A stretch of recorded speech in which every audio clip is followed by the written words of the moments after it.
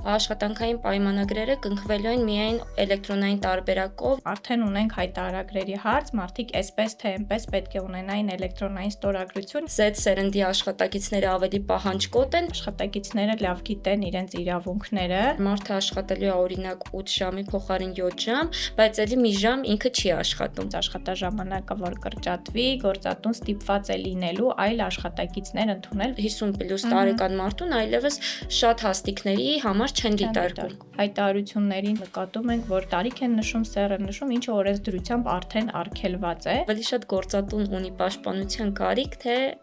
աշխատակիցը։ Արդյունավետությամբ շատ բարձր աշխատակիցներ չեն գտել գործատուին, հենց նախորդ գործատուի տված ֆիդբեքի արդյունքում։ Գործատուն հարկադրաբար, այսինքն առանց կնոջը տեղեկացնելու կարող է նրան ազատել աշխատանքից, քանի որ չի ցանկանում, որ գնա դեկրետ։ Գործատուները չեն սիրում այն աշխատակիցներին, ովքեր բարձրաձայնում են եւ իրենց իրավունքները փորձում են պաշտպանել։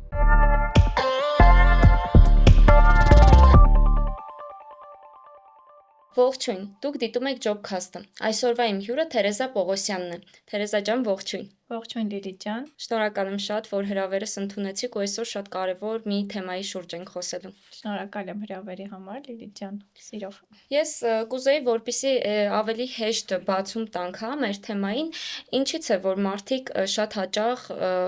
վախենում են ուսումնասիրել աշխատանքային օրենսգիրքը, չէ՞ որ դա բոլորիս մասին է, ցանկացած աշխատող մարդու, բայց թվում է, թե միայն մասնագետները պետք է իմանան աշխատանքային օրենսգիրքը։ Իրականում Լիլիթ ջան, այնպես չի, որ շատ կարևոր է, որ աշխատողները, սովորական աշխատողները ոչ մասնագետներ այդպես տիրապետեն օրենսգրքին։ Իհարկե նաև շատ կարևոր է, որ այն կարևոր կետերը, որոնք իրենց անդադ պետք են գալու աշխատանքի ընթացքում, այդ մասով իհարկե որոշակի պատկերացումներ ունենան, բայց պետք է նշեմ, որ այդ մասով ունենք շատ փոփոխություններ։ Այսօր մարդիկ, աշխատակիցները լավ գիտեն իրենց իրավունքները եւ կարողանում են ինչու ոչ պաշտպանել այդ իրավունքները, ինչը իհարկե ողջունելի է։ Նաև զգոնություն է տալիս դա գործատուներին, որովհետև այսօր գործատուները հստակ գիտեն, որ աշխատակիցը այո կարող է ինչ-որ բանից դժգոհել եւ անմիջապես դիմել դատարան եւ վստահ եղեք նման դեպքերում, եթե կա անօրինական որևէ քայլ գործատուի կողմից, աշխատակիցները միանշանակ դատերը շահում են։ Հա, ես այս վերջերս հենց այդ մասով մի քանի դատ, այդ դատերի հետ կապված ինֆորմացիա ստացել եմ, բայց հետաքրքիր է, որ չգիտեմ, իհարկե այդ մասով դուք ավելի հստակ ինֆորմացիա կտաք, տենդենսները դեպի ուր են գնում եւ որ սեգմենտի, ինչ տարիքային խմբի մարդիկ են ավելի շատ ուսումնասիրում իրենց իրավունքներն ու պարտականությունները հաշվի առնելով աշխատանքային օրենսգիրքը եւ աշխատանքային պայմանագիրը, բայց ենթադրում եմ, որ օրինակ Z սերունդը, որից հաճախ գործատուն որոշակի դժգոհություններ է ունենում, ասելով, որ Z սերնդի աշխատակիցները ավելի պահանջկոտ են, իրենք ավելի շատ են կարդում եւ ուսումնասիրում իրեն աշխատանքային օրենսգիրքը կամ աշխատանքային պայմանագիրը։ Լրիվ ճիշտ եք, Լիլիթ ջան, պայմանագրերի մասով շատ լավ ասեցիք, որովհետև շատ հաճախ լինում է, որ գալիս են եւ անգամ պայմանագրերը չեն կարդում, պետք է ասեմ, որ անգամ չգիտեն ուր են գալիս, ինչ ընկերություն են գալիս, սա եւս շատ տարածված խնդիր է, բայց այո, պայմանագրերը չեն կարդում, բայց Z սերունդը, ինչպես նշեցիք, այսօր ավելի պահանջատեր է, քան մեր ավելի մեծահասակ աշխատակիցները, սա իհարկե լավ է, ողջունելի է, այնքանով ինչքանով որ իրենց է վերաբերում, պետք է աշխատակիցները այո ծանոթանան, Z սերունդը շատ պահանջատեր է, երբեմն չափից շատ, ինչից գործատուները բողոքում են, շատ ժամանակ այո բողոքում են արդարացի, որովհետև այսպես փոքր, անգամ այսպես փոքրիկ խնդիրը, որ կարելի է լուծել աշխատավայրում, իրենք չեն գնում դրան եւ որոշում են, որ կարելի է ուղղակի փոխել աշխատատեղը եւ հենց այստեղից էլ առաջանում է այդ խնդիրը, որ այսօր ունենք շուկայում, գործատուները աշխատակից են փնտրում, աշխատակիցները գործատու են փնտրում եւ այդպես էլ իրար չեն գտնում, բայց ես որպես մասնագետ ուրախ եմ, որ այո, իրենք փորձում են այսօր ավելի շատ տիրապետել օրենսդրությանը, ավելի լավ իմանալ իրենց պահանջներ ունեն եւ ավելի լավ իրենց, այսպես ասած, պարտականությունները իմանալ։ Եթե վերադառնանք այս պահի մեր օրենսգրքի, հա, աշխատանքային օրենսգրքի փոփոխություններին 2026 թվականի կարծեմ հունվարի 1-ից է օրենքը Այո։ ուժի մեջ մտնելու, որ աշխատանքային պայմանագրերը կնքվելու են միայն էլեկտրոնային տարբերակով եւ կարծեմ արդեն հարկադրաբար, եթե անգամ գործատուն կամ աշխատակիցը դա չեն ցանկանում։ Այստեղ ինչ նյուանսներ կան, Այո։ ինչպես կարող ենք այդ Շատ ճիշտ ասացիք, այսօր շատ ակտուալ հարց է դարձել եւ նաեւ այսպես բողոքի ալիք է բարձրացրել ինչ ոչ գործատուների կողմից բարձրացել է այդ հարցը։ Այո, 2026 թվականի հունվարի 1-ից դիմորդը կարող է ընդունվել աշխատանքի միայն էլեկտրոնային համակարգի միջոցով, այլևս մեր թղթային տարբերակները մենք չենք ունենալու։ Այստեղ երկու ժամկետի մասին պետք է խոսենք։ Նոր ընդունվող աշխատակիցների համար դա լինելու է 2026 թվականի հունվարի 1-ը, իսկ արդեն գործող աշխատակիցների համար մենք ունենալու ենք 1 տարի ժամանակ, որպեսզի իրենց բոլոր գործող պայմանագրերը մուտք անենք համակարգ։ Այստեղ ինչն է խնդիրը, որ շատ են բարձրաձայնում էլեկտրոնային ստորագրությունների մասով, ասում են, որ այո, շատերը չունեն, չեն ձեռք բերի եւ այլն, բայց ինչու համակարգը դրվեց հենց այս ժամանակ, սա այսպես զուգահեռաբար գնաց հայտարարագրերի հետ, հենց դրանով պայմանավորված է, որ հիմա է ներդրվում էլեկտրոնային համակարգը, մտածելով, որ արդեն ունենք հայտարարագրերի հարց, մարդիկ այսպես թե այնպես պետք է ունենային էլեկտրոնային ստորագրություն եւ այդ հարցը այս պահին միգուցե ավելի հեշտ հաղթահարելի լինի, բայց ունենք այո այդ խնդիրը դեռ, բայց հանուն արդարության պետք է նշեմ, որ այդ ստորագրություն ձեռք բերելը բավականին հեշտ ընթացք է, այո, պարզապես պետք է մոտենանք յուրաքանչյուրս մեր բջջային օպերատորին, ասել, որ ուզում ենք ակտիվացնել բջջային ստորագրություն, էլեկտրոնային ստորագրություն եւ ընդամենը մեկ կոդ հավաքելու միջոցով այդ ստորագրությունը կարող ենք մենք դնել։ Եթե խոսենք այս օրինագծի մասին, ես ուզում եմ ավելի շատ հասկանալ դա ինչ է տալու, գուցե այդ ինֆորմացիան արդեն կառավարելու է աշխատանքի եւ սոցիալական հարցերի նախարարությունը եւ ունենալու է որոշակի չափելիություն աշխատողների եւ ինչ պայմաններով են աշխատում դրա հետ կապված, թե դա այլ դրդապատճառներ ունի։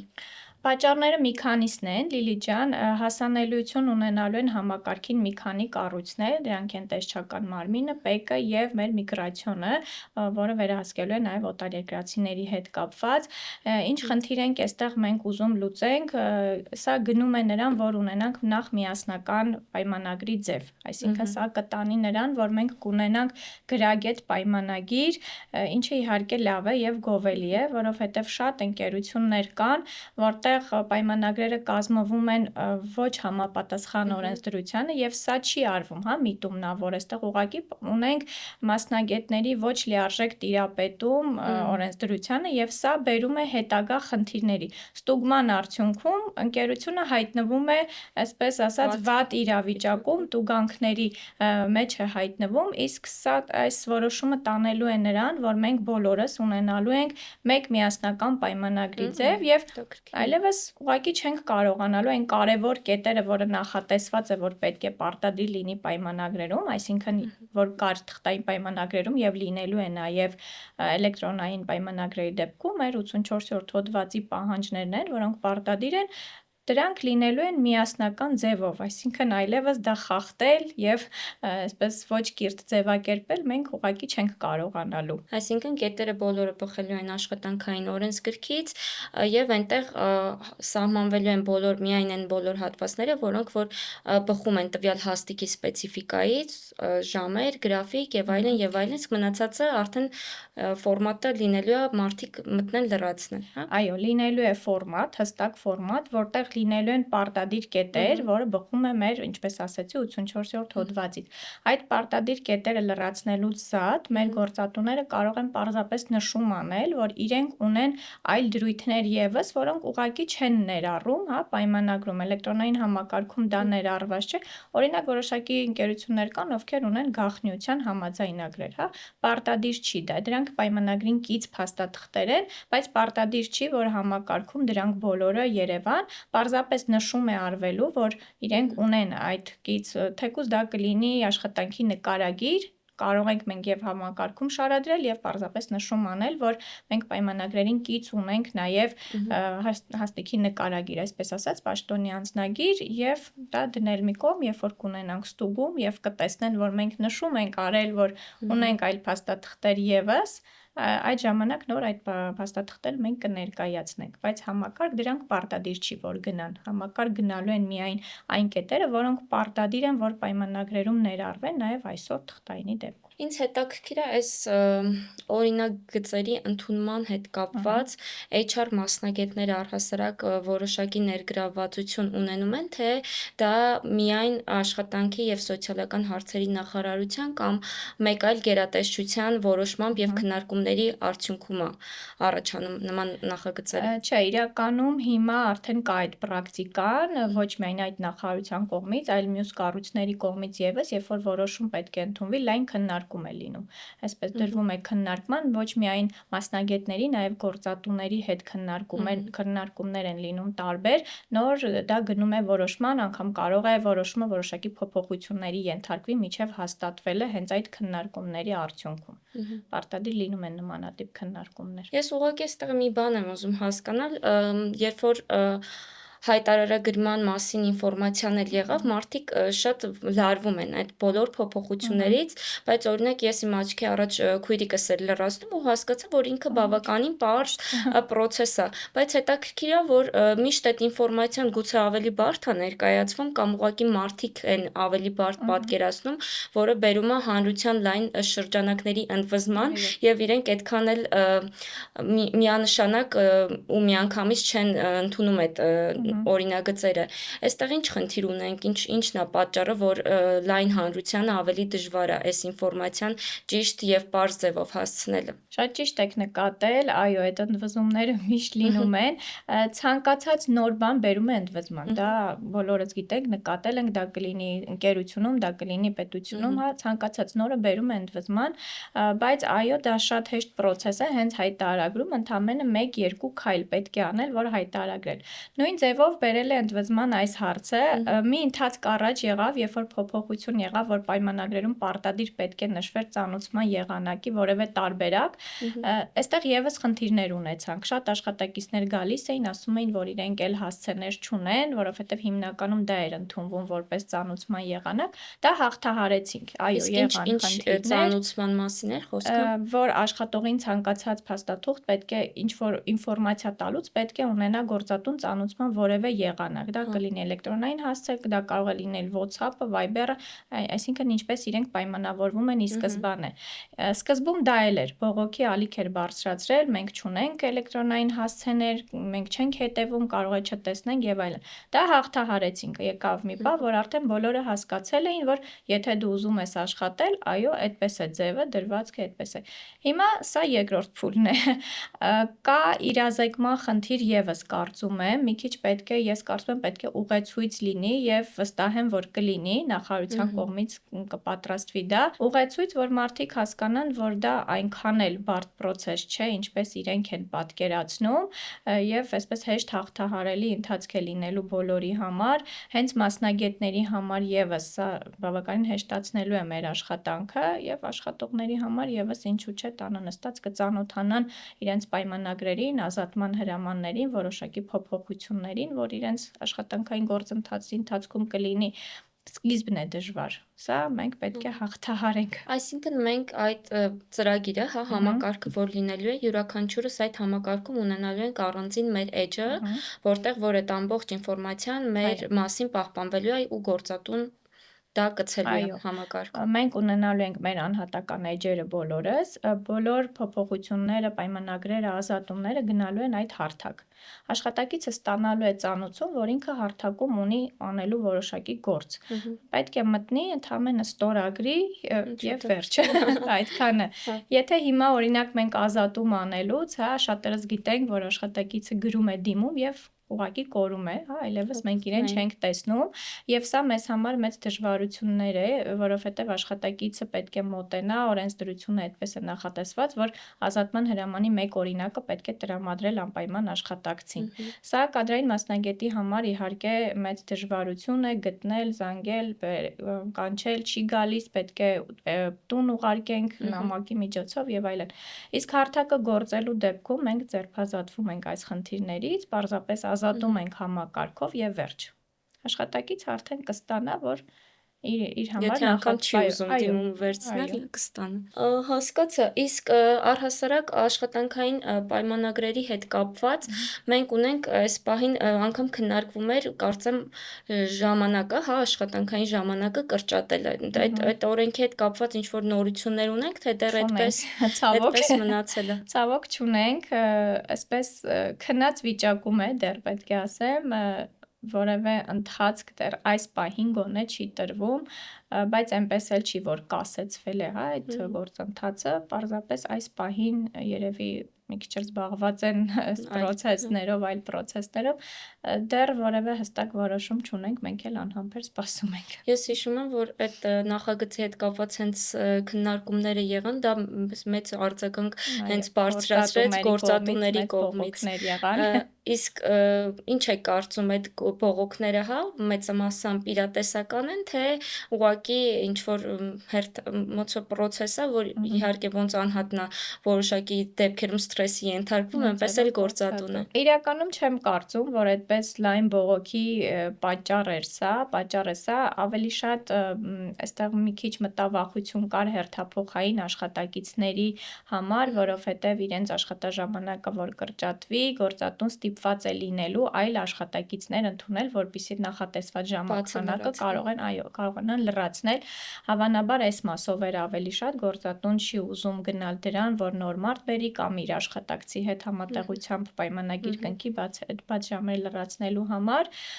բայց եթե իրատեսական լինենք, այնպես չի, որ աշխատակիցը 8 ժամ այդպես նույն էֆեկտիվությամբ աշխատում է, հա, այս Հայաստանից չի դա սկսել, դա աշխարհում ներդրված արդեն կա, փորձ ունեն շատ երկրներ, որ ոչ միայն աշխատաժամանակն են կրճատում, սկսում են աշխատաժամանակի կրճատումից եւ գնում են դեպի օրեր կրճատելու, հա, այդպես է դա դրված, դա ուսումնասիրված է, հա, այնպես չի, որ Հայաստանը սկսել է եւ պետք է այստեղ մտավախություն ունենալ, դա այդ մի ժամը ոչինչ չի փոխելու հաստատ, որովհետեւ այդ 1 ժամվա ընթացքում աշխատակիցը պարզապես չի էլ աշխատում, այնպես չի, նույն էֆեկտիվությամբ, այո, ինքը 8 ժամ աշխատում է։ Եթե սահմանված լինի 7 ժամ, յուրաքանչյուր աշխատակից կիմանա, որ իր համար նախատեսված է իր աշխատանքը, տվյալ պահի աշխատանքը ավարտելու համար 7 ժամ։ Ուղղակի, այո, խնդիրները դեպի գնալու են մի քիչ հերթափոխային աշխատակիցների համար։ Իսկ եթե մարդը օրինակ դե աշխատանքի չափելիությունը առհասարակ որոշ դեպքերում շատ բարդ է։ Վաճառքի դեպքում դա չափում ենք թվերով, օրինակ ինչ կետի է հասել վաճառքի մասնագետը։ Մարքեթինգի դեպքում չափում ենք էլի իր արդյունքներով մարքեթինգի հետ կապված։ Նույնը դիզայնի դեպքում դիզայնը արել է, թե չի արել։ Բայց ընդհանուր, եթե վերցնենք որպես չափելիություն, եթե ստացվի այնպես, որ մարդը աշխատելու է օրինակ 8 ժամի փոխարեն 7 ժամ, բայց էլի մի ժամ ինքը չի աշխատում։ Այդ գուցե դա գործատուին անհանգստացնում, որ միևնույն է, եթե մարդը ինչ-որ պահերի օրինակ ուղեղը պատրաստ չի աշխատանքի, ինքը միևնույն է չի աշխատելու։ Դրա համար ինչ է փոխելու 8 ժամի փոխարեն 7 ժամ աշխատել։ Այն աշխատակիցը, որը, այսպես ասած, գլուխ է պահելու, կպահի եւ 8 ժամի դեպքում, կպահի եւ 7 ժամի դեպքում։ Ես չեմ կարծում, որ այստեղ էֆեկտիվության խնդիր կա եւ ինչպես նշեցի, դա արդեն ուսումնասիրությունների մեծ արդյունք է ունի Հայաստանը։ Խնդիրը կարծում եմ հենց դրանից եկավ, այդ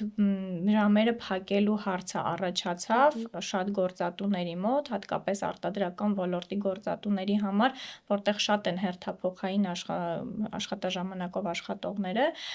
եւ դա բերեց մեծ այդպես ալիքի մյուս գործատուն։ Ես պետք է ասեմ, որ մենք ունենք ընկերություններ, անուններ չեմ ուզում տալ, որ անցել են արդեն այդ գրաֆիկին, այո, թեպետ պարտադիր պայման չի այս պահին, բայց իրենք արդեն անցել են 7 ժամյա գրաֆիկին, որպեսզի պատրաստ լինեն, երբ որ որոշումը կլինի, իրենք ուզում էին պարզապես պատրաստ լինեն, բանկային ոլորտի ընկերություններ կան, որ այո, այսօր արդեն աշխատում են եւ շատ գոհ են։ Հա, այսինքն իրենք մի քիչ շուտ են սկսել, որ բոլոր ռիսկերը եւ բոլոր խնդիրները կարողանան չափել։ Իրենք շուտ սկսեցին, կարծելով, որ հեսա արդեն կընդունվի, նաեւ որպեսզի պատրաստ լինեն իրենց ոլորտում այդ խնդիրները կարողանան հասկանան, չափելի դարձնեն, բայց որևէ խնդիրներ չեն ունեցել եւ նորմալ աշխատում են։ Իսկ այդտեղ ինձ մոտ մի հատ հարց առաջացավ ժամավճարով աշխատող Մгм. մարդկանց համար, ովքեր որ աշխատում են ժամավճարով եւ իրենց աշխատավարձը դրա արդյունքում է կուտակվում։ Այս դեպքում ժամավճարի չափը Մгм. պետք է բարձրացնել, թե ուղղակի մի ժամ պակաս աշխատելու դեպքում այդ մի ժամվա գումարը քիչ կաշխատի մասնագետը։ Այո, Լիլի ջան, այդ հարցը հենց շատ քննարկելի էր։ Այսպես հստակ որոշում, որ ասեմ, եղավ, դեռ չի եղել, բայց որոշումը պետք է լիներ այնպիսին, որ աշխատակցի աշխատավարձը չպետք է պակասեր։ Ճիշտ է, իրանք իհարկե աշխատում են ժամավճարով եւ Մгм. 8-ի տեղը Մгм. վարձատրվելու են 7 ժամ, բայց քանի հստակ որոշում չկար, չեմ ուզում ինչ-որ բան ասել, միգուցե ժամավճարի արժեքը ուղղակի կբարձրանար, որպեսզի իրանք 7 ժամի դեպքում ստանային այնքան, ինչքան պետք է ստանային 8 ժամի դեպքում։ Հա, մանավանդ երբ որ խոսքը գնում է նվազագույն Դե աշխատավարձի նվազագույնը շեմի մասին, ուզեն չուզեն չեն էլ կարող իջեցնել, անցնել, հա, այո։ հասկացա։ Շատ լավ, հիմա եթե վերադառնանք կրկին աշխատանքային պայմանագրին, Մгм. ամեն դեպքում մինչև այս աշխատել ենք այն ֆորմատով, ինչ ֆորմատով որ աշխատել ենք, եւ HR-ի դերակատարությունը աշխատակցին ծանուցել է եւ իրազեկել է իր աշխատանքային պայմանագրի կետերի մասին։ Մгм. Ինչքանով է եւ օրինակ, եթե աշխատակիցը մանրամասն չի ծանոթանում աշխատանքային պայմանագրին, այստեղ մենք ինչ խնդիրներ ունենք եւ ինչպես կարող ենք իրենց իրազեկել այդ։ Առհասարակ, եթե խոսում ենք թեկուզ այս պահի մասին, HR-ը իհարկե ծանոթացնում է աշխատակցին հենց ընկերություն մտնելուց, դա պետք է լինի Մгм, առաջին քայլը։ Եվ այստեղ պետք է ասեմ, առաջինը մեր առաջին հարցին, ինչ մгм, խնդիր է սա լուծելու նաև, մենք գիտենք, որ կան այլ ընկերություններ, բավականին շատ մгм, ցավոք, որ աշխատակիցը մտնում է աշխատանքի, իրենք պայմանագիրը տալիս են ստորագրելու շատ հնարավոր է անգամ 1 ամիս հետո։ Լինում են դեպքեր, որ աշխատակիցը արդեն ազատվում է, բայց ինքը դեռ պայմանագիր չի ստորագրել։ Ցավոք, այսպիսի խնդիրներ մենք շատ ունենք շուկայում եւ սա որոշումը հենց դրա համար էր, որպեսզի խուսափենք նաեւ մгм, նմանատիպ դեպքերից, հա, որ աշխատակիցը մուտք գործեց ընկերություն, առաջին քայլը պետք է լինի իր մгм, պայմանագրին ծանոթանալը եւ ստորագրությունը։ Եվ այդ էլեկտրոնային համակարգը կստիպի արդեն եւ գործատուներին եւ մասնագետներին, որ այո, աշխատակիցը պետք է ծանոթանա, նոր մտնի ընկերություն։ Ինքը նախապես ընդունումից 1 օր առաջ պետք է ստանա այդ պայմանագիրը մгм։ եւ պետք է ստորագրի։ Եթե չստորագրեց, ինքը հաջորդ օրը պարզապես չի կարող ընդունվել աշխատանքի եւ այդ պայմանագիրը արխիվացվում է ավտոմատ։ Ես ճիշտ եմ հասկանում, որ եթե մենք խոսում ենք թղթային պայմանագրերի մասին, այդ ինֆորմացիան միայն ընկերության ներսում է մնում եւ ինձ հետաքրքիր է այս դեպքում ինչ թվերով եւ ինչպիսի չափելիություն ունի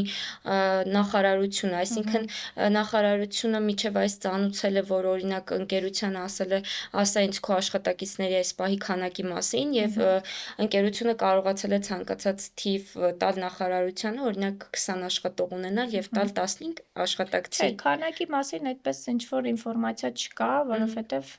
քանակի մասով որոշակի ինչ-որ հարցեր չեն էլ մгм, բարձրացվել։ Պարզապես եղել է որոշում, որ պետք է 2026 թվականի հունվարի 1-ից արդեն անցնել էլեկտրոնային պայմանագրերի եւ ձեր 26 թվականի ընթացքում ձեր աշխատակիցներին բոլորին պետք է մուտք անել համակարգ։ Ա, Այստեղ որոշակի ինչ-որ քանակների մասով չեմ կարծում, որ խնդրահարույց հարցեր պետք է առաջանային, մгм։ դրա համար այդ մասով ընկերություններին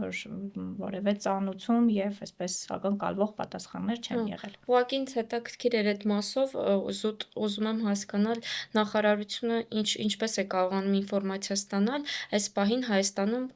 մարդկանց քանի տոկոսն է աշխատում եւ ամեն ընկերությունում քանի աշխատակից կա միջև Դրա այս։ համար իրենք ունեն իրենց լծակները, Մгм, այլ կառույցներ, հա, ոչ թե ընկերություններն են տալիս աշխատակիցների քանակ, այլ մենք ունենք թեկուզ սպեկը, որտեղ մгм, գրանցվում է յուրաքանչյուր աշխատող, եթե հասկացա։ պայմանագրերը չեն տրամադրվում, աշխատակիցը ընդունվում է եւ պայմանագրերը չեն տրամադրվում կամ տրամադրվում են շատ ուշ կամ այդպես էլ մնում են դարակներում դրված, Մгм, ՊԵԿ-ի դեպքում այդ գրանցումները արվում են, որովհետեւ այդտեղ կա ավելի լուրջ վերահսկողություն եւ աշխատավարձ այո, փոխանցել, հարկեր։ պարզապես չեն կարող ՊԵԿ համակարգում չգրանցել աշխատակիցներին եւ իրենք հաստատ ունեն պարզելու իրենց տարբերակները։ Հասկացա։ Իսկ եթե խոսենք Խմբերի մասին ինձ հետաքրքիր է ավելի շատ որ խմբերն են, որ իրենց իրավունքների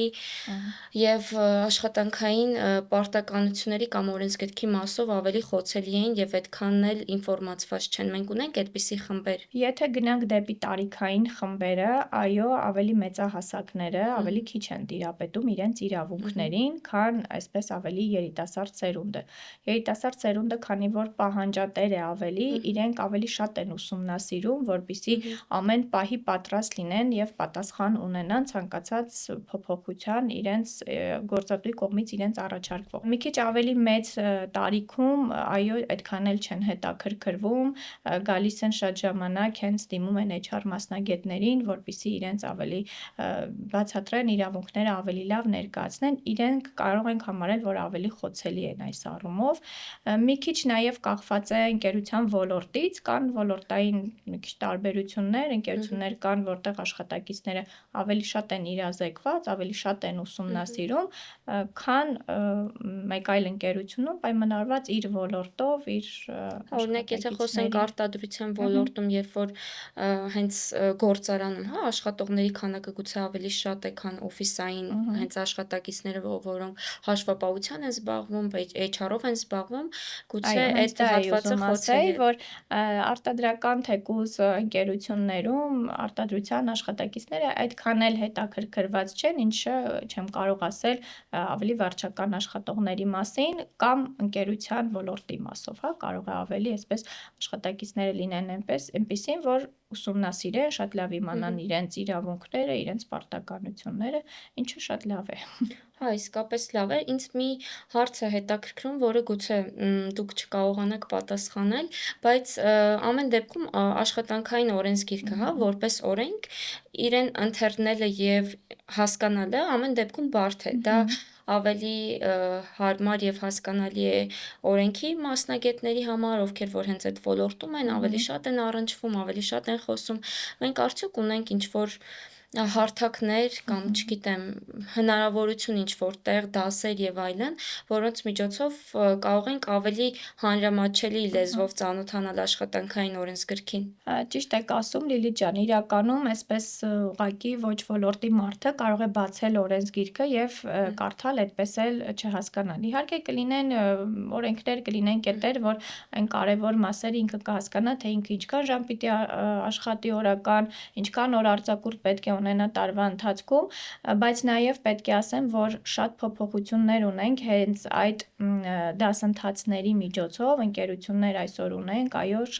շատ մասնագետներ են պատրաստում այդ Մгм. ընկերությունները, ովքեր իրենց գիտելիքները իհարկե փոխանցում են նաև աշխատակիցներին եւ ավելի այսօր օրենսդրության կիրառությունը դարձել է ավելի գրագետ, այսպես պետք է ասեմ, որովհետեւ շատ մասնագետներ վերապատրաստվում են, բայց օրենսգիրքը այնպես չի, հա, որ մեկ անգամ պետք է գնաս երկուամսյա դասընթացի եւ դու կարող ես համարել, որ Լիարժեք։ լիարժեք տիրապետում ես եւ շատ ժամանակ խախտումներ ունենում ենք հենց այս պատճառով նաև, որովհետև հենց մասնագետները լիարժեք չեն տիրապետում օրենսդրությանը, այո, Մгм. ունենում են դասընթաց, բայց դա չի նշանակում, որ մեկանգամյա դասընթացով դու կարող ես լիարժեք տիրապետել, որովհետև օրենսդրությունը բավականին բարդ է, իրար հետ կապակցված օրենքներ կան, օրենսգրքից դուրս օրենքներ կան, որոնց պետք է տիրապետել, եթե ուզում ես դու լիարժեք օրենսդրությանը տիրապետել եւ դա փոխանցել նաև ինչու ոչ աշխատակիցներին։ Մгм. Իսկ եթե մենք խոսում էինք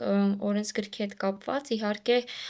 որոշակի ինֆորմացիա կամ ինչպես դուք էլ նշեցիք, թերի ինֆորմացիա կա, որ գործատուն եւս Մгм. այդքան էլ լավ չի տիրապետում այս հատվածում, ինչ իմացություն կա հենց գործատուի կողմից, Մгм. որ լավ չեն պատկերացնում օրենքը ինչպես է Մгм. աշխատում ու ավելի շատ են խնդրի բախվում, դա կարող է լինել ստերով, տարիքով պայմանավորված ինչ-որ խտրականությունը, որը շատ Մгм. հաճախ նաև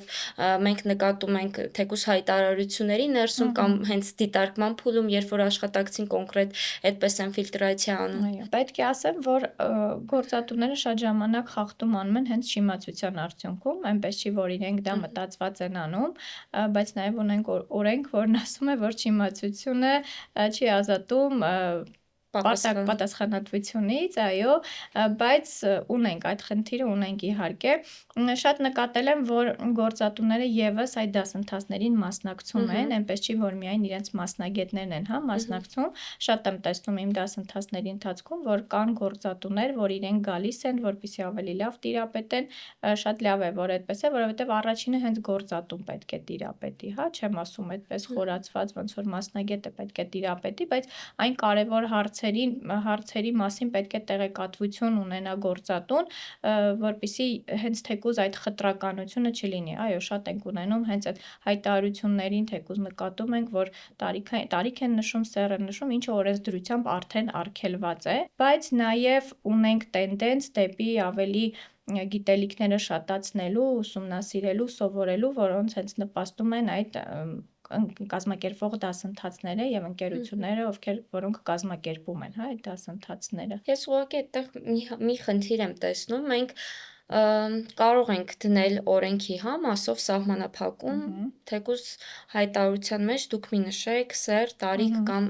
մեկ այլ ինչ-որ այլ կետեր, բայց միևնույնն է դիտարկման փուլում գործատուն առաջնորդվում է իր սուբյեկտիվ կարծիքով եւ այնպես ինչպես որ իրեն այդ պահին հարմար է։ Դա կարող է լինել շատ օբյեկտիվ գնահատական, որովհետեւ իրեն պետք է հենց տղամարդ աշխատակից եւ տվյալ աշխատանքի իր պատկերացմամբ իր գործի բնույթից ելնելով կինը չի կարող անել եւ հակառակը։ Այս դեպքում մենք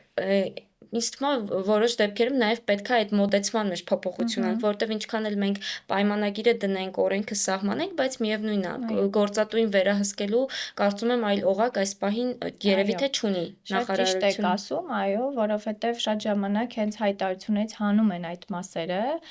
շատ դեպքերում չեն էլ հանում, անգամ աշխատաժամանակ են նշում հայտարարություններում, որը այսպես խիստ վերահսկելի է, բայց հայտարարությունում տեսնում ենք լուրջ խախտումներ, օրենսդրությամբ սահմանված է, ճիշտ եք ասում Լիլիթ ջան, բայց գործատուները երբեմն օբյեկտիվ պատճառներով, հա, որովհետև կան աշխատանքներ, որտեղ իրոք պահանջվում է այդ, հա, տարիքային շեմը պահել, կան աշխատանքներ, որտեղ պետք են ավելի երիտասարդ կադրեր, բայց վերահսկողության առումով համաձայն եմ, որ օրենսդրությունը ինչքան էլ սահմանում է, մենք այս մասով դեռ բացեր ունենք, կան դեռ ընկերություններ, որ թեպետ նաև պայմանավորված չլինել աշխատանքի բնույթով, բայց իրենք նախընտրում են ավելի երիտասարդ կադրերի, դեռ սեռայի խտրականությունը չեմ ասում, որովհետև դա աշխատանքն է, հա, աշխատանքի բնույթն է պահանջում, բայց սեռային խտրականությունը իհարկե շատ նկատելի է, բայց չունենք այդ վերահսկողության կառույցը, ցավոք, կառույցը ունենք, բայց այդ մասով դեռ վերահսկողություն, այդպես ես էլ չեմ նկատում լծակներ, այո, որ կարող են գործատուներին սանձել, այսպես ասած, այդ մասով։ Ես այդ մասով ավելի շատ նկատում եմ խնդիր որոշակի տարիքային շեմից հետո,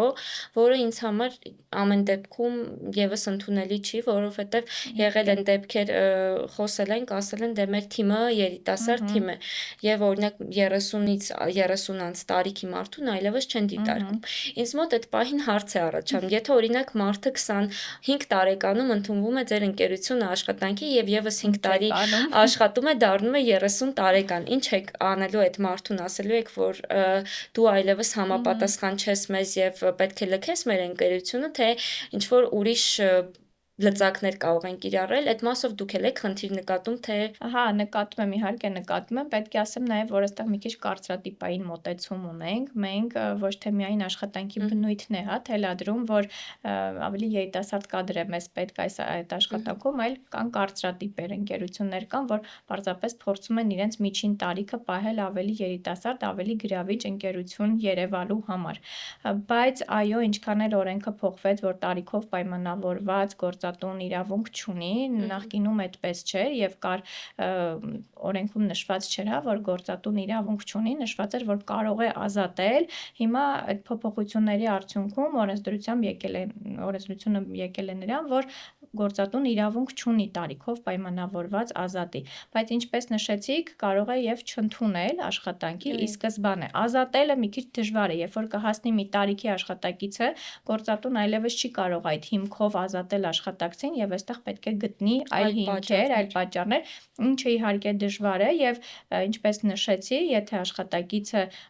ոչ օրինական ձևով ազատվի եւ փորձի իր իրավունքները պաշտպանել, ինքը կհաջողի միանշանակ այդտեղ։ Այս մասով մի քիչ ունենք փոփոխություն, պետք է ասեմ, որ տարիներ առաջ ավելի լուրջ էր այս հարցը, քան հիմա, քանի որ այդ լծակը այլևս չունի գործատուն եւ մի քիչ այսպես վախ են ապրում գործատուները, ավելի զգոն են, որովհետեւ այո, եթե աշխատակիցը ազատվեց ոչ օրինական հիմքով, ինքը մտավ դատարան, միանշանակ հավատացեք, որ դատը շահելու է։ Դրա համար այնպես չի, որ ընթացքում հեշտ կարողանում են հիմա ազատել, բայց ի սկզբանե իհարկե կարող են չընդունել, ընտրել ավելի երիտասարդ կադրերի։ Հա, դա շատ լուրջ խնդիր է, մեզ մոտ լինում են դեպքեր, որ տարիքով ավելի բարձր սեգմենտի, հա, խումբ գալիս է հենց մեր գրասենյակ ու ես այդտեղ ինչ խնդիր եմ նկատում, երկու տարբերակ կա, կամ որ գործատուն դեռ մարդը թոշակի, հա, տարիքի չի հասել,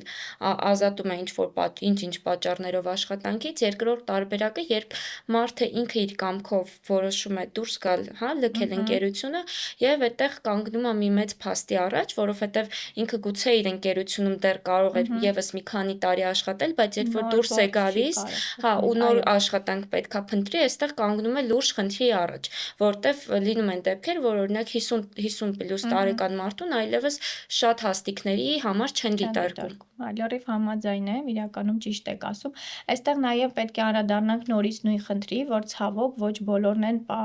իրենց իրավունքների հետևից գնում։ Եթե շատերը գնան իրենց իրավունքների հետևից, իսկ այդ սերունդը, ինչպես մենք նշեցինք, ավելի խուսափում է այդ process-ներից, դատական process-ներ եւ այլն, շատերը ասում են՝ դե լավ, ինչի՞ս է պետք, այսպես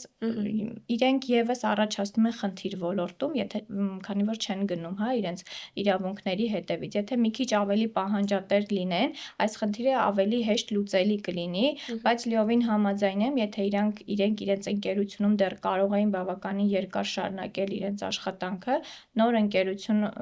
գտնելու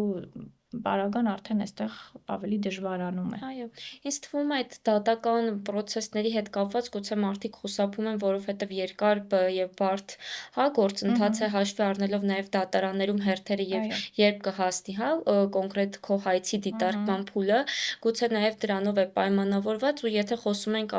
ավելի բարձր տարիքի սերնդի մասին, ենթադրում եմ խնդիրը նաեւ այն է, որ եթե մենք վերցնենք օրինակ 20 կամ 15 տարի առաջ աշխատատեղերը քիչ էին, մարդիկ ավելի դժվար էին կարողանում ընդունվել աշխատանքի եւ այդ վախը ինչ որ բան կորցնելու ավելի մեծ է եղել, որը օրինակ արդեն այս պահին 21-րդ դարում 2025 թվականում գոնե մեր տարիքի կամ ինչ որ իրազեկվածություն ունեցող մարդու համար այլևս խնդիր չի։ Ինքը չի վախենում ինչ որ բան կորցնելուց։ Վախ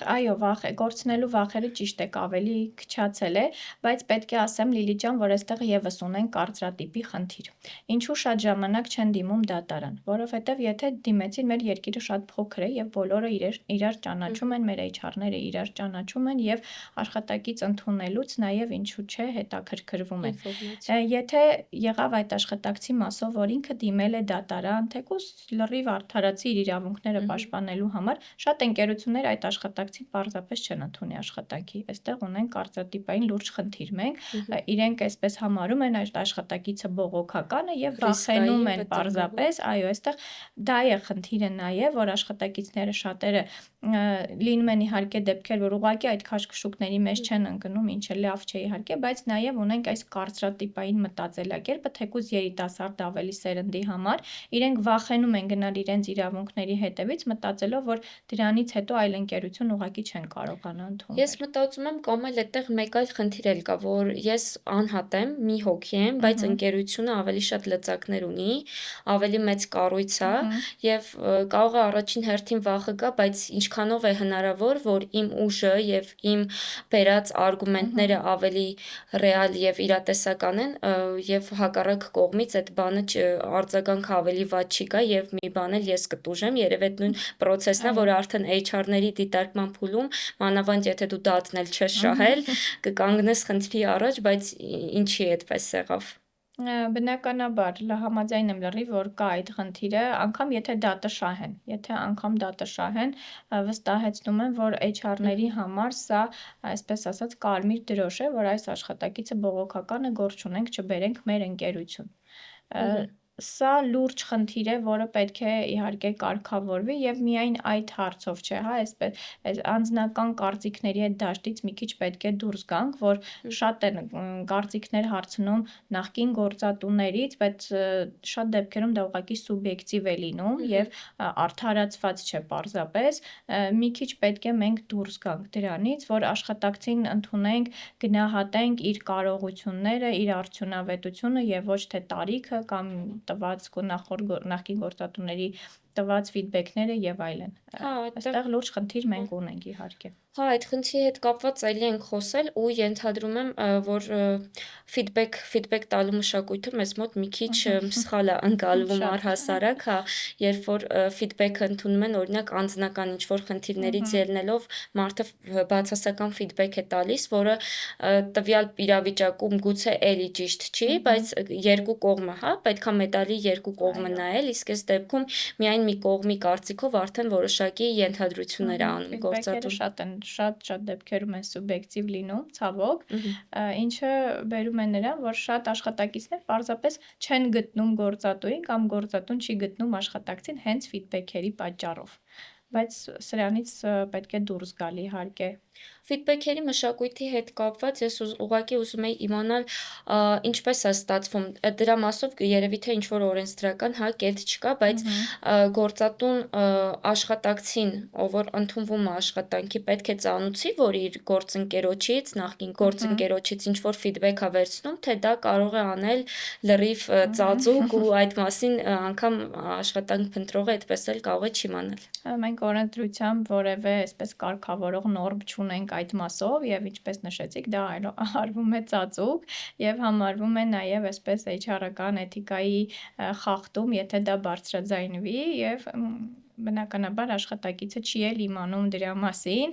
որ ինֆորմացիա են հավաքել իր նախորդ գործատուներից եւ այլն, ոչ որևէ տեսակի ծանուցում եւ այլն չի արվում աշխատակցին եւ դու ուղղակի դրա մասին չես իմանում կամ ինչպես ասացինք համայնքը շատ փոքր է, էլի լսելով դու իմանում ես, որ կարծիք են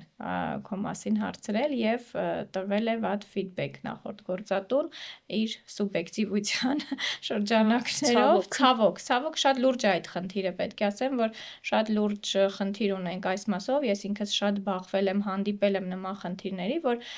շատ լավ աշխատակցի արդյունավետությամբ շատ բարձր աշխատակիցներ չեն գտել գործատուին հենց նախորդ գործատուի տված ֆիդբեքի արդյունքում։ Ես այդտեղ մտածում եմ երևի թե ստացվում է ավելի լավ է քո CV-ում ինչ-որ փորձ չներառել, ինչը էլի ճիշտ չի, քան տվյալ դեպքում։ Հա, դա Եթե բացահայտվի, դա էլ կհամարեն սուտ, այդտեղ են մերժում կստանա աշխատակիցը, քանի որ ի սկզբանե ստել էր։ Ունենք խնդիրը, միանշանակ այդտեղ ունենք խնդիր։ Հիմա ինձ մոտ հարց է առաջանում, ավելի շատ գործատուն ունի պաշտպանության կարիք, թե աշխատակիցը։ Լավ հարց եք տալիս։ Չէ, այդպես հստակ չենք կարող ասել, ես երևի կարծում եմ ավելի շատ աշխատակիցը, որովհետև գործատուների հետ աշխատում են իրավաբաններ, սա չպետք է մոռանանք, գործատուն ինչքան էլ չտիրապետի հա, օրենքներին, ինքը ունի իրավաբաններ, իսկ աշխատողը այս դաշտում մի քիչ մենակ է կարծես թե և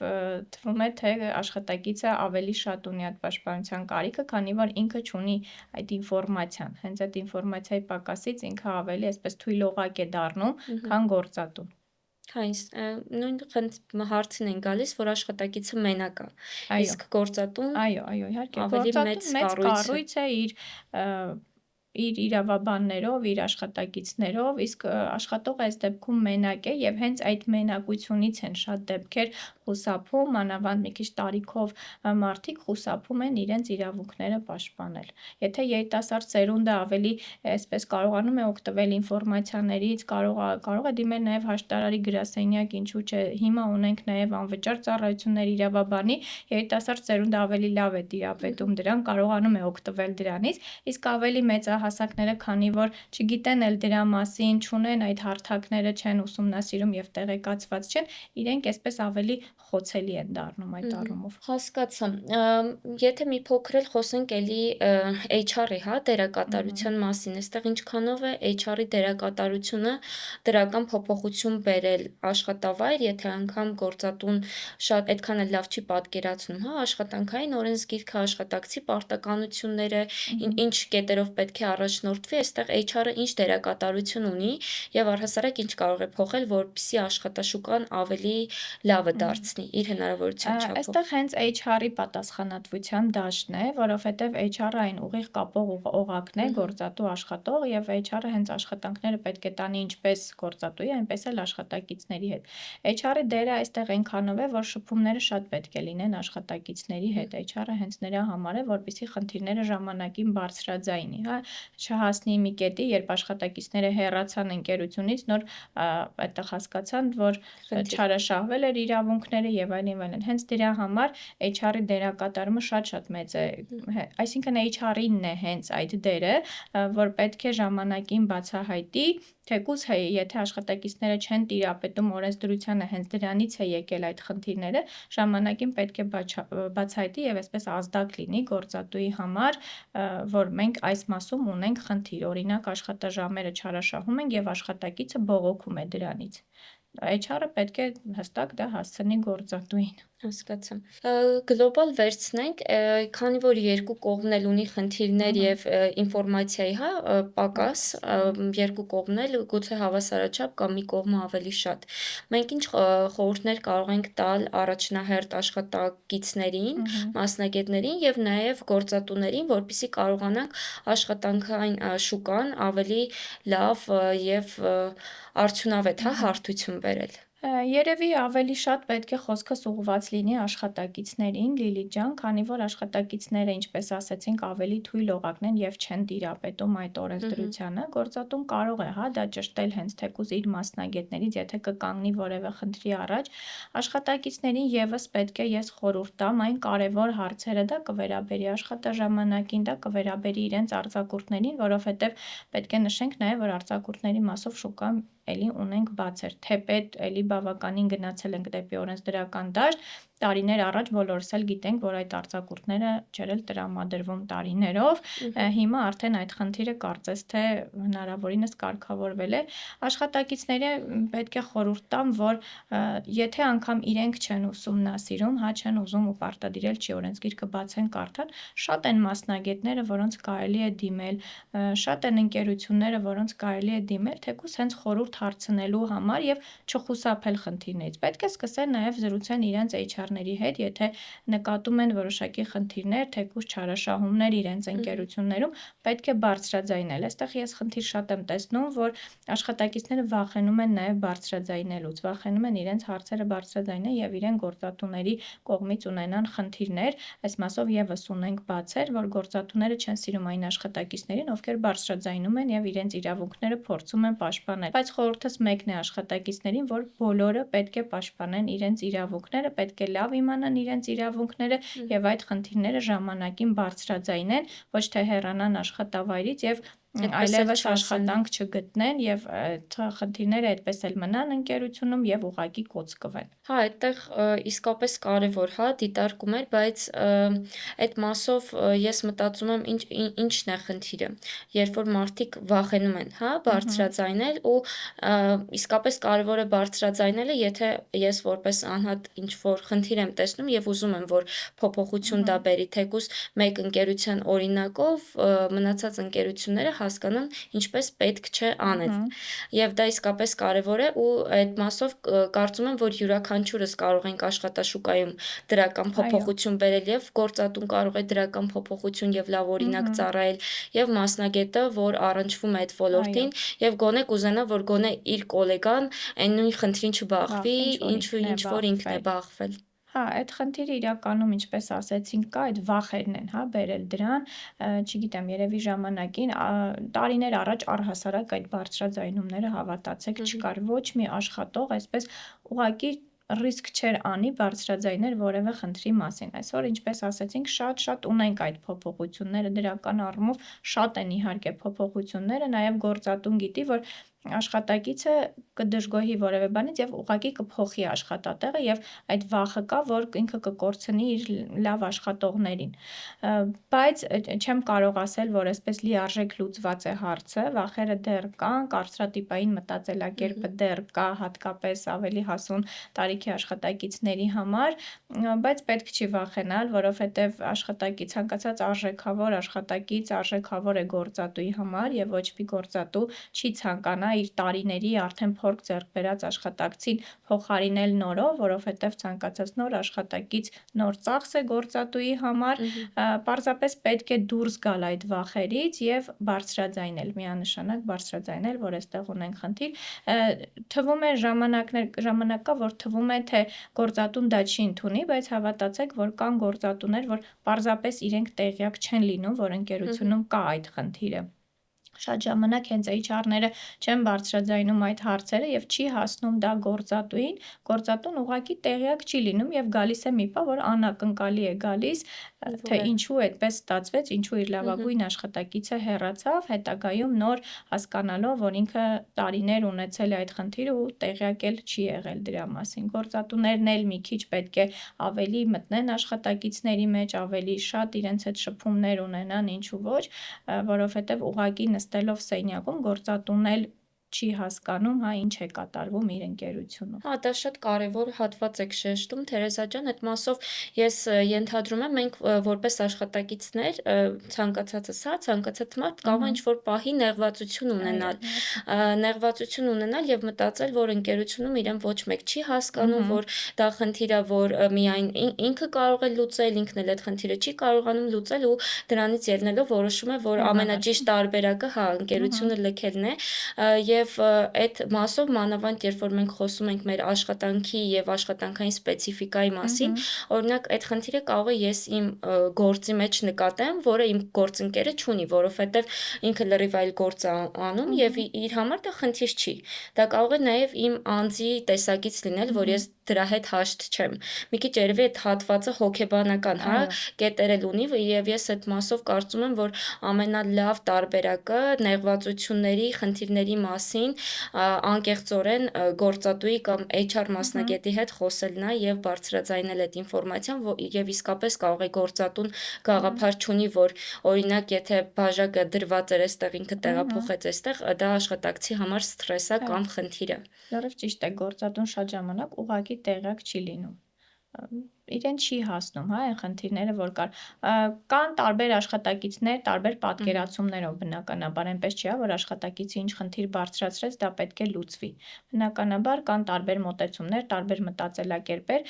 բայց բարձրաձայնելը ամենաճիշտ տարբերակն է, որովհետև HR-ի հետ անընդհատ խոսալ, եթե մեկ աշխատակից, երկու աշխատակից, երեք աշխատակից խոսեց այդ խնդրի մասին, նշանակում է, որ այդտեղ իրոք կա խնդիր։ Իսկապես մենք այդտեղ ունենք խնդիր, որը կբերի լուրջ հետևանքների։ Մгм. Աշխատակիցների կողմից շատ պարտադիր է HR-ի հետ զրույցները, HR-ի կողմից պարտադիր է դա հասցնել գործատուին, որպեսզի գործատուն էլ անակնկալի չգա Այո։ վերջում, թե ինչու այդպես ստացվեց։ Եվ նաև հաշվի առնելով, թե ինչքան արագ է, հա, տենդենսները Ահա, փոխվում, ինչքան ենք մենք խոսում տեխնոլոգիաների զարգացման մասին եւ այլն, իրապես մեր գործի եւ աշխատանքային պայմանների մեջ էլ են արդեն որոշակի փոփոխություններ ահա, ակնկալվում եւ կարծում եմ, որ դա որոշ դեպքերում, մանավանդ եթե մի աշխատակից չի, որ այդ խնդրի կամ իրավիճակի ահա, մասին խոսում է, գործատուն պետք է լսի եւ որոշակի առաջարկներ ահա, կամ լուծումներ տա, թեկուզ դա կլինի գրասենյակային պայմանները, դա կլինի արձակուրդը այո, կամ դրա նման մի շարք հարցեր։ Բնականաբար ժամանակին համընթաց նաև պահանջներն են շատանում աշխատակիցների, փոփոխվում են նաև պահանջները եւ այստեղ չի կարելի նույն մոտեցմամբ առաջ գնալ տարիներով։ Գործատուն եւս պետք է իհարկե փոփոխություններ անի, որովհետեւ X ընկերությունը առաջարկում է մեկ բան, Y ընկերությունը առաջարկում է ավելի լավ պայմաններ, բնականաբար աշխատակիցը ընտրելու է ավելի լավ պայմանները եւ չի կարելի տարիներով մնալ մի կարծիքին, որ ունենք այն, ինչ ունենք։ Ոչ, իհարկե գործատուն եւս պետք է զարգանա իր թեկուզ հենց այդ ձեր ասած տարածքային շենքային պայմանները աշխատակիցների համար լավացնի, գնա փոփոխությունների, որը ինքը ժամանակին չի էլ մտածել, որ կանի, բայց այսօր ունենք այդ առաջընթացները, տեխնոլոգիաները զարգանում են, բնականաբար դրան համընթաց նաև աշխատակիցները ուզում են աշխատել նմանատիպ ընկերություններում, հենց հեռանալու շատ պատճառներ լինում են նաև դրանով պայմանավորված, որ գործատուներ կան, իրենք մնում են դեռ այն ժամանակներում, ոնց որ աշխատել էին շատ Տարիներ 10 առաջ։ տարի, 15 տարի առաջ, աշխատակիցները ուզում են գնալ ավելի նորարարական ընկերություններ եւ տեսնում են, որ իրենց ընկերությունը պատրաստ չէ պարզապես որևէ տեսակի փոփոխություն իրենց համար անել, լավացնել այն ամենապրիմիտիվ պայմանները։ Այստեղ գործատուները եւս մտածելու բան ունեն։ Եվ ինձ թվում է այստեղ ամենահետաքրքիր տենդենսը գործատուի համար, որ գուցե տարիներ առաջ մտածեին, որ աշխատակցի համար ամենակարևորը աշխատավարձն է, բայց այսօր նույն աշխատավարձը կարող են տալ 5 եւ ավել ընկերություն, բայց աշխատակիցը կընտրի այն ընկերությունը, որտեղ մշակույթի եւ կորպորատիվ, մշակույթի մասով ավելի շատ ստանալու բան ինքը ունի։ Այո, միանշանակ հիմա շատ տեղ են տալիս, մի քիչ ավելի երիտասարդ սերունդը իհարկե, շատ տեղ են տալիս կորպորատիվ մշակույթին։ Առաջին հերթին փորձում են հասկանալ նաև կորպորատիվ մշակույթը, փորձում են հասկանալ իրենք ինչքանով կարող են աճել այդ ընկերությունում եւ եթե գործատուն պատրաստ չէ դրան, ինքը պետք է հասկանա, որ աշխատողը մի օր ուղղակի հեռանալու է։ Աշխատակիցը երբեք չի մնա մի ընկերությունում, որտեղ ինքը բացարձակ չունի աճի որևէ հնարավորություն, իսկ մյուս ընկերությունը իրեն առաջարկում է նույն աշխատավարձը, եթե ոչ ավելի բարձր, բայց ավելի լավ պայմաններ, իսկ ինչու պետք է աշխատակիցը չգնա, բնականաբար կհեռանա ընկերությունից։ Հա, իսկապես այդ կարևոր է, որ գործատուները դեռևս Եվս իհարկե պետք է գնան այդ ճանապարհը, պետք է անցնեն, պետք է հասկանան, որ փոփոխություններ պարտադիր պետք է տարեստարի այդ փոփոխությունները իրենք նախատեսեն եւ քայլեն ժամանակին համընթաց, հա։ Եթե վերադառնանք էլի մի փոքր էլ աշխատանքային օրենսգրքին, ես վերջերս մի հրապարակում էի արել, որի նպատակը ավելի շատ անդրադառնալն էր ու վերհանել սեռով պայմանավորված խտրականությունը եւ կոնկրետ կանանց դեպքում ես նկատեցի, որ շատ են խնդիրները, օրինակ հղիությամբ պայմանավորված, դեկրետի ժամանակահատվածի հետ կապված, երբ որ գործատուն հարկադրաբար, այսինքն առանց կնոջը տեղեկացնելու կարող է նրան ազատել աշխատանքից, քանի որ չի ցանկանում, որ գնա դեկրետ։ Այստեղ ես ավելի շատ կուզեի մենք անդրադառնայինք իրազեկվածությանը, հասկանայինք դեկրետի դեպքում այդ աշխատավարձի վճարը, դա տրվում է գործատուի կողմից, թե որոշակի սուբսիդավորում կա ընկերության կառավարության կողմից, որպեսզի եւ մարդիկ տեղեկացված լինեն ու հասկանան, որ դեպքում արժի այդ խնդիրը բարձրաձայնել կամ առհասարակ բարձրաձայնել, թե ոչ։ Այս մասով Լիլի ջան պետք է ասեմ, որ ավելի ինֆորմացված են մեր աշխատակիցները, ուրախությամբ պետք է նշեմ, որ այս թեկուզ այդ հղիության ծննդաբերության խնամքի արձակուրդների մասով բավականին շատ են տեղեկացված, բայց ունենք խնդիր հենց ընդունելուց, հա, մեր գործատուները դեռ կան գործատուներ, որ ճշտում են այդ հարցերը եւ հղի աշխատակիցներին կամ նոր ամուսնացած աշխատակիցներին ուղղակի չեն վերցնում աշխատանքի խնդիրը սկսում է դեռ ընդունումից, դեռ ազատմանը չեմ էլ գնում, որովհետև ինչպես ասացի, գործատուները հիմա ավելի զգոն են եւ այդպես միշտ չի, հա, որ ազատում են հղի աշխատակիցներին, շատ լավ հասկանալով, որ իրենք դրա համար հետո հետևանքներ են ունենալու եւ տուգանքների առաջ են կանգնելու, նաեւ իրենք գիտեն, որ աշխատակիցները այսօր բավականին տեղեկացված են այդ մասով, առաջ եթե այդպես չէր, բայց խնդիրը այստեղ ավելի շատ ես կարծում եմ ընդունումից սկսած պետք է լուծվի, կարծրատիպային էլի խնդիրներ կան, մոտեցումներ կան գործատուների, որ հղի աշխատակից է կամ նոր անգամ հավատացեք ճշտում են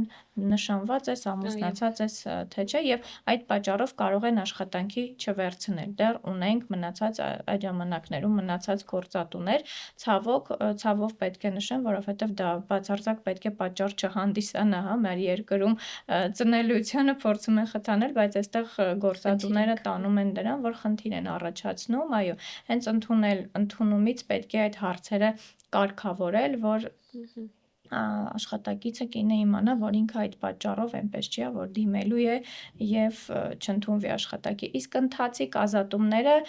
ճիշտ է լինում են, չեմ կարող ասել, բաս այսպես բացարձակ չունենք, բայց քիչ են ավելի քիչ են ավելի հիմա, քչացել որովհետեւ տեղեկացված են աշխատակիցները այդ մասով։ Եվ ենթադրում եմ, որ վերահսկելիությունն է ավելի մեծացել, Այո, դրա համար չեն վերահսկողությունը ավելի մեծ է այս հարցով, ավելի շատ են ունենում դատական պրոցեսներ այդ մասով եւ գործատուները ավելի զգոն են այդ մասով։ Եթե խորհուրդ տանք ավելի շատ այն մարդկանց, ովքեր առաջին անգամ են, հա, մուտք գործում աշխատաշուկա եւ գուցե ինձ թվում է բոլորս էլ սկսում ենք ավելի շատ ինֆորմացվել ընթացքում կամ երբ որ մեր ոտքը կոպիտ ասած դիպում է քարին, Այո։ ինչ խորհուրդներ կարող ենք տալ մարդկանց, ովքեր նոր են մուտք գործում աշխատաշուկա, ինչին պետք է հետևեն, ինչ պետք է ուսումնասիրեն, որպեսզի մաքսիմալ իրենց իրավունքները պահպանվեն եւ ոչ մեկ չխախտի դրանք։ Եթե կարճ ասեմ մեկ բառով, ուղղակի չվախենալ բարձրաձայնել ձեր խնդիրները, չվախենալ հարցեր տալուց։ Շատ ժամանակ աշխատակիցները վախենում են ուղղակի հարցեր տալուց։ Եթե ունեն իրենք հարցեր, իրենց համար անորոշ որևէ կետեր պայմանագրով կամ իրենց աշխատանքում որևէ բացեր, անպայման բարձրաձայնել դրա մասին, չվախենալ, որ գործատուն կարող է դրան վատ նայել, վատ աչքով նայել տվյալ աշխատակցին, որովհետև մենք բոլորս պետք է աշխատաշուկան բերենք ավելի լավ վիճակի, հենց մեր յուրաքանչյուրս մեր աշխատանքով, մեր բարձրացած խնդիրներով, մեր բարձրաձայնած հարցերով։ Շնորհակալ եմ շատ Թերեզա ջան, շատ հետաքրքիր զրույց էր եւ կարեւորը այն բոլոր հարցերն ու խնդիրները, որոնք մեզ համար թվում է շատ ավելի բարդ հասկանալ եւ ընկալել, դուք բավականին պարզ լեզվով բացատրեցիք ու կարծում եմ, որ դիտողներին եւս այս ինֆորմացիան շատ կօգնի։ Ես եմ շնորհակալ հրավերի համար, Լիլիթ ջան։ Դե ինչ, դուք դիտում եք Jobcast-ը, շնորհակալ ենք մեզ հետևելու համար, եթե ունեք հարցեր, կարող եք գրել մեկնաբանությունների դաշտում, հետագայում կանդրադառնանք դրանց եւս։